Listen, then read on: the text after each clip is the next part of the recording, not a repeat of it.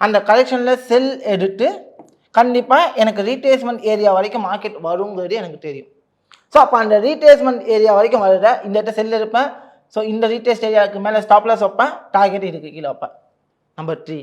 Number 4, எனக்கு இந்த retracement ஏரியாலையும் trade கிடைக்கல அப்படின்னா இந்த ஹையை நான் மேனிப்புலேட் பண்ணிப்பேன். ஏன்னா எனக்கு ரீட்ரேஸ்ட் ஏரியாவே மார்க்கெட் உடைச்சிருச்சு, இந்த ஹைலேருந்து எகைன் மார்க்கெட் என்ன ஆகலாம்னா ரெஸ்பெக்ட் ஆகி கீழே வரலாம்.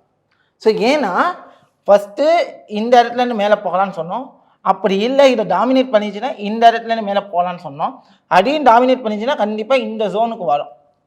வரது வரைக்கும் மார்க்கெட் கரெக்ஷன் எடுத்துட்டு, ஏன்னா இந்த இடத்துல எந்த மாதிரி ஸ்ட்ரக்சர் கொடுத்துருக்கு, இந்த மாதிரி ஸ்ட்ரக்சர் கொடுத்துருக்கு. நம்ம ஐ வியூவிலே நம்ம ஒரு ஸ்ட்ரக்சரை மேக் பண்ண தெரிஞ்சிருக்கணும்.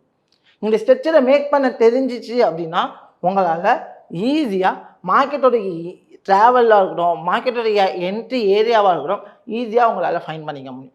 ஸோ இந்த மாதிரி ஒரு பிளானை நீங்கள் பண்ணி வச்சுட்டாலே, மார்க்கெட் எப்போ என்ன மாதிரி நடக்குங்கிறத பிளான் பண்ணிட்டீங்கனாலே உங்களால் ட்ரேட்ஸை எங்கே எடுக்கிறதுங்கிறதுக்கான கிளாரிட்டி ஐடியா உங்களுக்கு கிடைக்கும். அந்த கிளாரிட்டியான ஐடியாவை நீங்கள் கரெக்டாக யூஸ் பண்ணீங்க அப்படின்னா நீங்கள் தான் வின்னர். ஸோ அந்த ப்ராபபிலிட்டி செட்டப்ஸை உருவாக்கிங்க.